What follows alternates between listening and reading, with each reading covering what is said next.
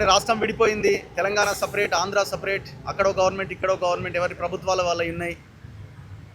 సరే, ఇక్కడున్న ఆంధ్ర పెట్టుబడిదారుల కబ్జాల మీదనో లేకపోతే వాళ్ళు చేస్తున్న అరాచకం మీదనో మాట్లాడాల్సి వస్తుంది అని అనుకున్నాం. కానీ తెలంగాణలో ఉంటే ఆంధ్ర పోలీస్ అధికారులు తెలంగాణ జర్నలిస్టుల మీద కేసులు పెడితే దాని మీద మళ్ళీ మేము మాట్లాడాల్సిన సిచ్యువేషన్ వస్తుందని అయితే అనుకోలే. కానీ ఆ పరిస్థితి వచ్చింది. ఇక్కడ చంద్రబాబు నాయుడునో లేకపోతే నా ఉద్దేశం ప్రకారం చంద్రబాబు నాయుడునో లేకపోతే ఆంధ్రాలో ఉన్న గవర్నమెంట్నో మనం క్వశ్చన్ ఎంత చేస్తామో అంతకంటే ఎక్కువ చేయాల్సింది ఇక్కడ ఉన్న ప్రభుత్వం మీద. ఇప్పుడు వాడు పెత్తనం చేయాలనుకుంటున్నాడు, పెత్తనం చేయాలి అనుకున్న దానికి అవకాశం కల్పిస్తున్నది ఎవరు? అవకాశం కల్పిస్తున్నది మన తెలంగాణ ప్రభుత్వం, రేవంత్ రెడ్డి ప్రభుత్వం, కాంగ్రెస్ ప్రభుత్వం. రెండు బద్ధ శత్రువులు. ఇక్కడేమో కాంగ్రెస్, అక్కడ తెలుగుదేశం ఎన్డీఏ కూటమిలో బీజేపీతో ఉన్నది. బీజేపీ కాంగ్రెస్ రెండు బద్ధ శత్రువులు, ఐడియాలజీ పరంగా, సిద్ధాంతపరంగా. మరి రెండు శక్తులు ఎట్లా కలుస్తున్నాయి? ఇంకా చంద్రబాబు నాయుడు పెత్తనం హైదరాబాదులో, తెలంగాణలో ఇంకా ఎందుకు నడుస్తున్నది అంటే ఇవన్నీ కూడా దోపిడీ వర్గాలు, భూముల చుట్టూ పైసల చుట్టూ తిరిగేటువంటి వర్గాలు ఇవన్నీ. ఇక్కడ పార్టీలు వేరైనా లీడర్లు నాయకులంతా ఒకటే.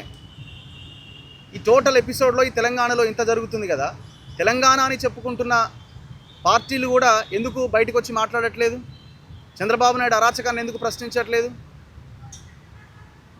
ఎక్కడో ఒక దగ్గర అంటారేమో రేవంత్ రెడ్డి చంద్రబాబు నాయుడు ఒకటే, ఈయన గురువు ఆయన శిష్యుడు అని.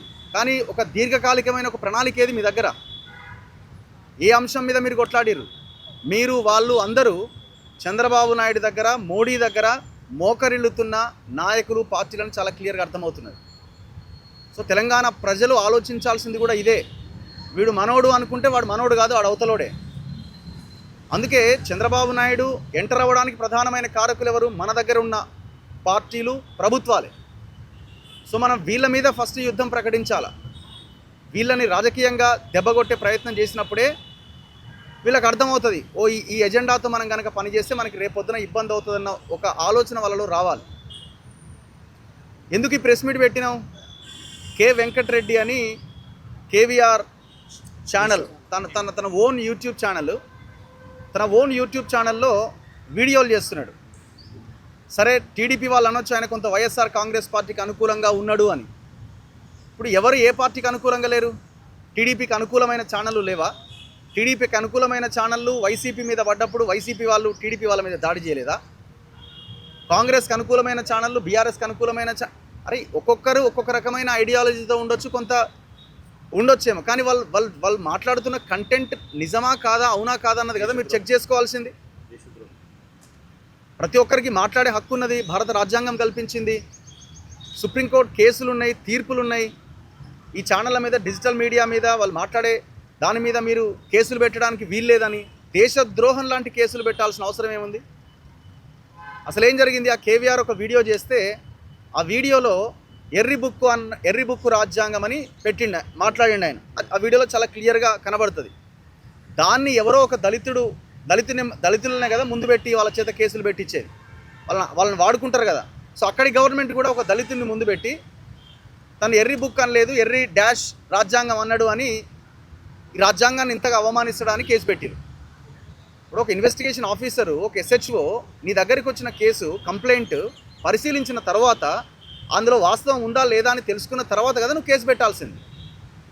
మేము అడిగితే ఏమంటారు? మీరు కోర్టులో ఛాలెంజ్ చేసుకోండి అంటారు. కోర్టులో ఛాలెంజ్ చేసుకొని బెయిల్ వచ్చే వరకు నువ్వు చేయాల్సిన 3rd డిగ్రీలు 4th డిగ్రీలు అన్నీ అయిపోతాయి కదా. అప్పటికే నువ్వు చేయాల్సిన టాస్క్ అయిపోతుంది. ఎంత హింసించాలో, ఎంత హ్యూమిలియేట్ చేయాలో, ఎంత సొసైటీని నీ మీద వ్యతిరేకంగా మాట్లాడే వాళ్ళని టెర్రరైజ్ చేయాలో నీ పని కంప్లీట్ అయిపోతుంది. సో తన అనని పదాన్ని అన్నట్టుగా అందులో పెట్టి తనని అరెస్ట్ చేయాలని ప్రయత్నం ఎంత దారుణం అది. సో మేము అక్కడికి వెళ్ళి క్వశ్చన్ చేసి నిలబడడం వల్ల తను ఆ రోజు అరెస్ట్ కాకుండా ఉండగలిగిండు. ఇప్పుడేంది? దయచేసి ఆయనని మాకు అప్పచెప్పండి, మీరు ఆ రోజు మీరు కేసు పెట్టనీయకుండా చేసిరు కదా, అరెస్ట్ చేయనీయకుండా చేసిరు కదా అని ఇప్పుడు పోలీసులు రిక్వెస్ట్ చేస్తున్నారు మాకు ఫోన్లు చేసి. కింది స్థాయి ఎస్ఐ స్థాయి ఉన్నటువంటి పోలీసులు మమ్మల్ని ఎస్పీ రానివ్వడు, మా ఉద్యోగాలు పోతాయి, మమ్మల్ని అన్ఫిట్ అంటాడు. అంటే లా అండ్ ఆర్డర్ ఎవరి చేతిలో ఉంది? ఎవరి చేతిలో ఉండాలా? ఇట్లాంటి ప్రభుత్వాలు మనుగడ ఎట్లా సాధిస్తాయి? మీరు చరిత్ర మొత్తం తీసుకోండి. ఏ ప్రభుత్వం అయితే హింసని ప్రోత్సహిస్తుందో, పోలీసులను అడ్డం పెట్టుకుని ఆ ప్రభుత్వాలు పతనం దిశగా ముందుకెళ్తాయి. దాంట్లో ఏం డౌట్ లేదు. గతంలో అదే జరిగింది, ఇప్పుడు కూడా అదే జరుగుతున్నది. సో తను ఆ వీడియో చేసిన తర్వాత కేసు పెట్టి అరెస్ట్ చేయడానికి చూస్తున్నారు.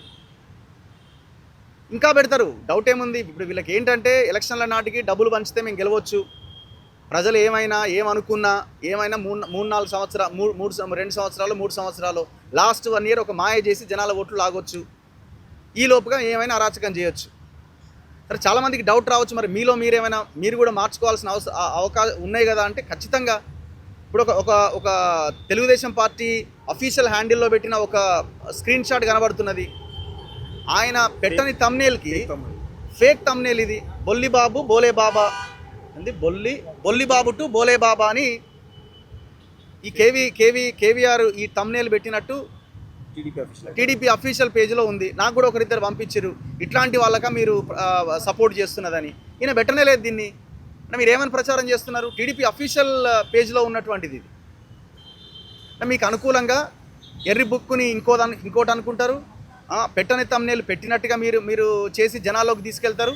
చూసే వాళ్ళకి ఏంటంటారు, ఇంత ఘోరంగా ఎట్లా మాట్లాడుతాడని అంటారు. సరే, ఎటువైపు నుంచి అయినా కొంత లాంగ్వేజ్లో కొంత చేంజెస్ వస్తున్నాయేమో ఈ రోజుల్లో.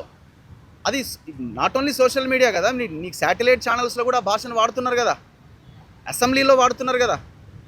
లీడర్లు ఎంత భయంకరంగా తిట్టుకుంటున్నారు, భార్యలని, ఇంట్లో ఉన్న ఆడవాళ్ళని ఇష్టం వచ్చినట్టుగా అసెంబ్లీలోనే తిట్టుకుంటున్నారు కదా. జగన్ బిడ్డని ట్రోల్ చేసిరు, చంద్రబాబు నాయుడు భార్యని ట్రోల్ చేసిరు అవతల వాళ్ళు. అరే, భాష గురించి ఫస్ట్ మార్చుకోవాల్సింది రాజకీయ నాయకులు ఫస్ట్ మారాల, ప్రభుత్వాలు నాయకులు మారాల. ఇప్పుడు ఎక్కడో దగ్గర ఎవడో ఒకటి చేసిన దానికి మొత్తం డిజిటల్ మీడియాకి, మొత్తం సోషల్ మీడియాకి అంటగడితే ఎట్లా? ఖచ్చితంగా మేము కూడా ఎక్కడో దగ్గర జరిగిన తప్పులని సరిదిద్దుకొని ముందుకెళ్లే ప్రయత్నం చేస్తాం. కానీ మీరు ఆలోచించాల్సింది అసలైన ఆ సారాంశం ఏంది, ఆ థీమ్ ఏంది, దేనికోసం పనిచేస్తున్నారు, వాళ్ళు మాట్లాడిన దాంట్లో రైట్ ఆర్ రాంగ్ అన్నది మీరు పరిశీలించాలి కదా. ఇప్పుడు ఇవాళ రేపు ఏమైపోయిందంటే శాటిలైట్ ఛానల్స్ ప్రజల సమస్యల మీద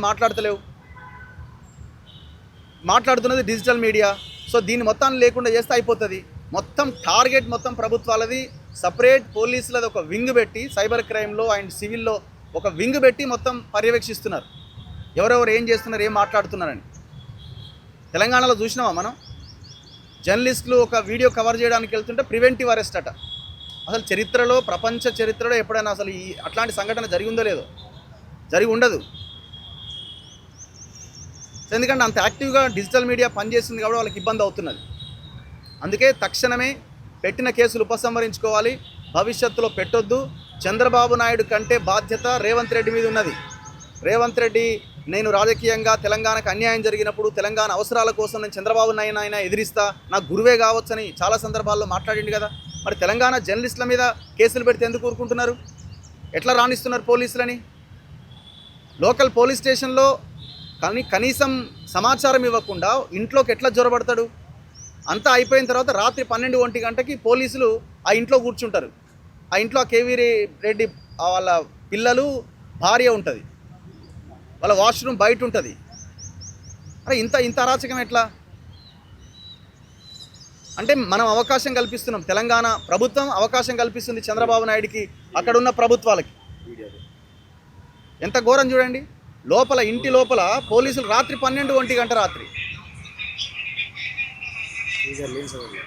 ఇప్పుడు సింపుల్గా ఏమంటారంటే, మీరు ఎందుకు మాట్లాడుతున్నారయ్యా, ఆయన ఆంధ్రప్రదేశ్ వీడియోలు చేస్తున్నాడు అని అంటారు. అంటే తెలంగాణలో ఉన్న జర్నలిస్టులు ఆంధ్రప్రదేశ్ వీడియోలు చేయొద్దా? మరి ఆంధ్రాలో ఉన్న మీడియా సంస్థలని తెలంగాణలో ఎందుకున్నాయి? దొబ్బేయండి ఇక్కడి నుంచి, విజయవాడ సెంటర్లో పెట్టుకోండి. మీ వల్ల తెలంగాణకి ఒక్క పైసా ఉపయోగం లేకపోగా నష్టం జరుగుతున్నది.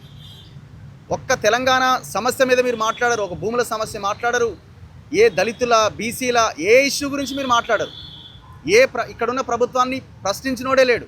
గత ప్రభుత్వాన్ని ప్రశ్నించలే, ఇప్పుడున్న రేవంత్ రెడ్డిని ప్రశ్నించట్లే. మీరు అంటగాగుతున్నారు, అవసరాలు తీర్చుకుంటున్నారు మీరంతా. మరి మీరెందుకు ఇక్కడ? మేము ఆంధ్రప్రదేశ్ సమస్యల మీద మాట్లాడొద్దు అన్నప్పుడు మీ సంస్థలు తెలంగాణలో, హైదరాబాద్లో ఎందుకు? అయిపోయింది కదా, ఉమ్మడి రాజధానిగా ఉన్న 10 ఏళ్ల కాలం కూడా అయిపోయింది కదా, వెళ్ళిపోండి ఇక్కడి నుంచి. ఇంకా అతి భయంకరంగా తెలంగాణ ప్రజల మీద విషయం చెబుతారు. అండ్ ఇంకొకటి, మనం భవిష్యత్తులో జరగాల్సిన మూమెంట్, మనం రీసెంట్గా మార్వాడీల సమస్యల మీద చాలా పెద్ద ఎత్తున మాట్లాడుతున్నాం. ఏ శాటిలైట్ ఛానల్ మాట్లాడే డిజిటల్ మీడియానే తెలంగాణ ఉద్యమకారులే మాట్లాడుతున్నారు. నాట్ ఓన్లీ మార్వాడీస్, ఈ ఆంధ్రప్రదేశ్ నుంచి పక్క రాష్ట్రాల నుంచి వచ్చిన 0.5% లేని కమ్యూనిటీలు ఇక్కడ పెత్తనం చెలాయిస్తున్నాయి భూముల మీద, మన యొక్క ప్రైవేటు వ్యవస్థ, ఈ కార్పొరేట్ వ్యవస్థ మీద. సో ముఖ్యంగా తెలంగాణ సంపద మీద వాళ్ళదే పెత్తనమైంది. మీరు ఇటు వెస్ట్ సైడ్కి వెళ్ళండి, మొత్తం వాళ్ళయే భూములు, వాళ్ళయే కన్స్ట్రక్షన్స్, వాళ్ళదే సామ్రాజ్యం అంతా వాళ్ళదే ఉన్నది, ఇంకా వాళ్ళదే నడుస్తున్నది. దీని మీద అతి భయంకరమైన యుద్ధం జరగాల్సిన అవసరం ఉంది. ఇప్పుడు ఇవాళ పేపర్లు కానీ టీవీలు కానీ ఎవరు చెప్పింది ప్రజల్లోకి వెళ్తున్న, ప్రజలు ఏం రిసీవ్ చేసుకుంటారు పక్కన పెట్టండి. ఈ పార్టీలు మన దగ్గర ఉన్నటువంటి ప్రభుత్వాలు, పార్టీలు కూడా ఆ పేపర్లనే ముందుకు తీసుకెళ్తున్నాయి కదా. రామోజీరావు, రాధాకృష్ణ, ఈ నాయుడు, ఆ నాయుడు, ఈ చౌదరి, ఆ చౌదరి, వీళ్ళంతా ఎక్కడ, మహా టీవీ, వీళ్ళంతా ఎక్కడి నుంచి వచ్చినారు? సో కాబట్టి ఇది అతి భయంకరమైన కుట్ర తెలంగాణ మీద జరుగుతుంది. భవిష్యత్తులో పోరాటం జరగాల్సింది. దీని మీద కూడా మార్వాడి ఇష్యూ ఎంత బలంగా తెలంగాణ మీద ఒక యుద్ధాన్ని ప్రకటిస్తున్నదో, ఈ సమస్య కూడా చాలా తీవ్రమైన సమస్య. సో మేము ఎంతవరకు చేయగలుగుతాం? మేము ఉన్న విషయాన్ని ప్రజల్లోకి తీసుకెళ్ళగలుగుతాం. సో ఉద్యమకారులు, తెలంగాణ సోయి ఉన్న మేధావులు, ఉద్యమకారులు, ప్రజా సంఘాలు, వీళ్ళంతా ఈ అంశాల మీద ఫోకస్ చేయాలని మేము కోరుకుంటున్నాం. సో ఈ పోరాటం కంటిన్యూ అవుతుంది. తెలంగాణ జర్నలిస్టుల మీద కేసులు పెట్టాలంటే భయపడాల్సిన పరిస్థితి రావాలి. ఒకవేళ తప్పు చేస్తే మీరు యాక్షన్ తీసుకోండి, తప్పేం లేదు. మీరు లీగల్గా వెళ్ళండి. రాత్రిపూట వచ్చి 20 గంటలు ప్రయాణం చేసి ఈడికొచ్చి ఈడ ఆగమాగమై, మీరు ఆగమై, మమ్మల్ని బతిలాడి అవసరం లేదు కదా ఇంత. సో ఈ టోటల్ ఎపిసోడ్లో బాధ్యత ముఖ్యమంత్రిదే బాధ్యత. హోమ్ మినిస్ట్రీ కూడా ఆయనే, హోంశాఖ కూడా రేవంత్ రెడ్డి దగ్గరే ఉన్నది. ఇది ఏం కాదులే, ఏమవుతుందిలే, ఇది ఇంకా వీళ్ళు పెద్దగా రెస్పాండ్ కారేమో, లేకపోతే ఇంకా మూమెంట్ రాదేమో అని అనుకోకండి మీరు. ఇంకా ఇట్లాంటి 1-2 ఇన్సిడెంట్స్ జరిగితే దాని పరిణామాలు చాలా తీవ్రంగా ఉంటాయి. సో ఇప్పటికైనా మీరు ఉపసంహరించుకోండి. చంద్రబాబు నాయుడికి చాలా స్ట్రాంగ్ వార్నింగ్ ఇవ్వాలి రేవంత్ రెడ్డి. ఒకవేళ ఇవ్వకపోతే ఇక నీకు గదే పరిస్థితి ఎదురవుతుంది. ఇక దాంట్లో ఇక పెద్దగా చెప్పుకోవాల్సింది, మాట్లాడుకోవాల్సింది కూడా ఏముండదు. ఇంకో మహా అయితే ఒక 2 ఏళ్ళు ఉండదు అంతే. Thank you.